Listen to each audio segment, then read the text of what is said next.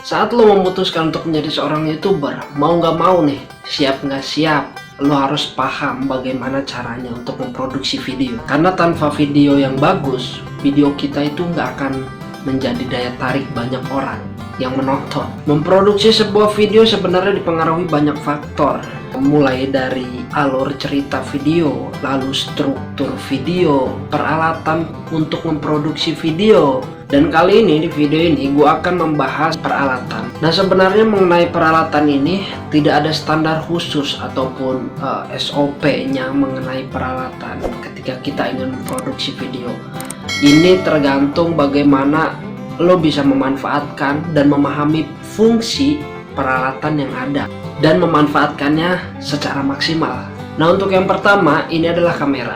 Nah, untuk kamera sendiri lo bisa memakai berbagai macam jenis kamera, mulai dari kamera HP, terus kamera DSLR, mirrorless, apapun itu jenis kameranya, yang terpenting sesuai dengan kebutuhan lo dan lo tahu cara kerjanya dan dapat memaksimalkannya. Kalau misalkan lo nggak tahu fungsinya, lo nggak paham cara kerjanya, bodong jatuhnya.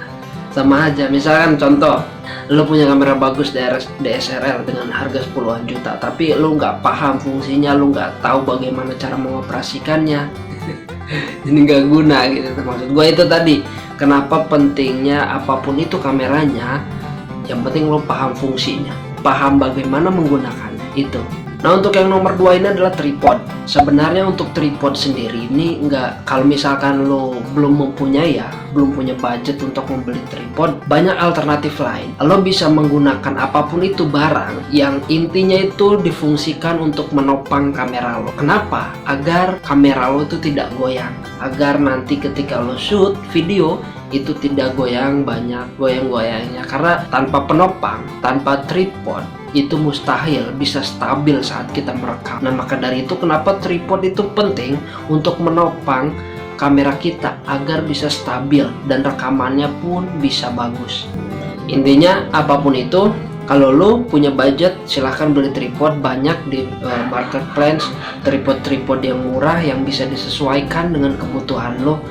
Lo pakai kamera DSLR, mirrorless atau kamera HP, sekarang sudah banyak diperjualbelikan.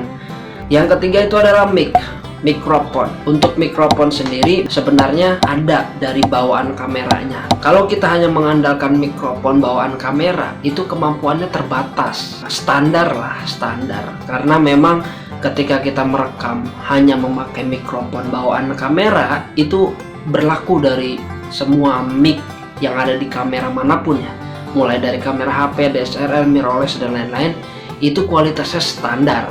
Ketika memang ada suara-suara bising, suara-suara berisik, itu akan masuk ke video-video kita tanpa ada proses penyaringan lagi. Makanya kenapa gue saranin lo harus bisa mempunyai mikrofon eksternal, mulai dari clip-on ataupun shotgun mic dan lain-lain. Dan kalau kalian belum mempunyai mikrofon eksternal dan terpaksa kalian harus memakai mic bawaan kamera itu, usahakan, ini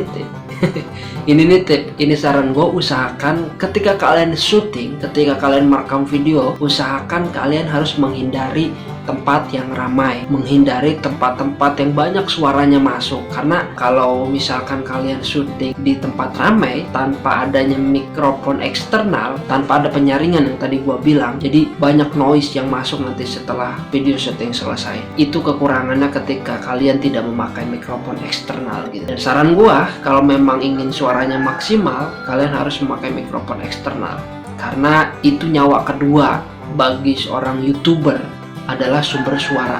Kalau misalkan suara nggak jelas, ya penonton nggak tahu kita ngomong apa gitu. Nomor 4 selanjutnya itu adalah mengenai lighting.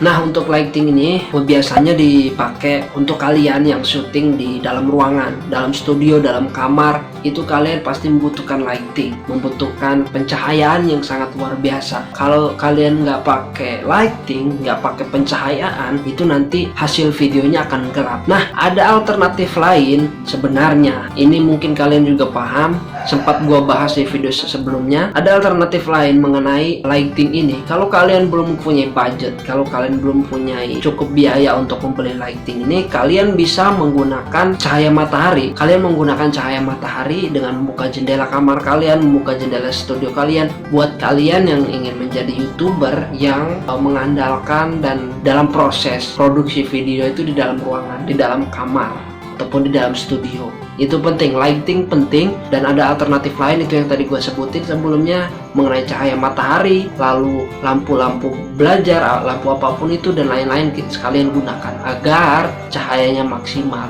dan video kalian itu tidak terlihat gelap nantinya.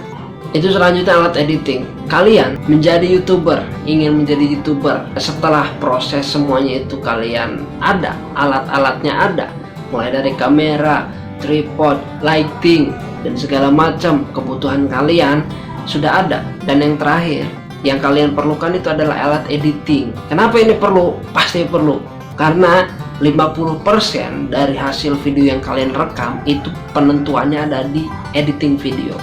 Nah, kalau kalian ingin maksimal, usahakan, saran gua kalian harus bisa memahami alat editing yang berupa software yang bisa kalian gunakan di laptop atau PC kalian. Dan itu pun yang mendukung, jangan yang tidak mendukung kalian paksakan. RAM-nya kalian gak cukup, kalian pakai juga dan akhirnya ngeblank, berat, kalian tidak bisa mengedit itu. Pokoknya kalian jangan meremehkan dalam segi editing ini, karena bagus buruknya, jelek enggaknya, akhir video kalian itu tergantung dari bagaimana kalian mengeditnya. Begitu. Kalaupun kalian, bang, gue nggak bisa pakai software yang ada di laptop, sekarang sudah banyak aplikasi-aplikasi editing video yang ada di handphone. Coba kalian bisa memaksimalkan itu. Cuma kalau gue pribadi jujur gue agak repot kalau misalkan harus mengedit di aplikasi yang ada di handphone, karena gue sudah terbiasa mengedit pakai software yang ada di laptop ataupun PC.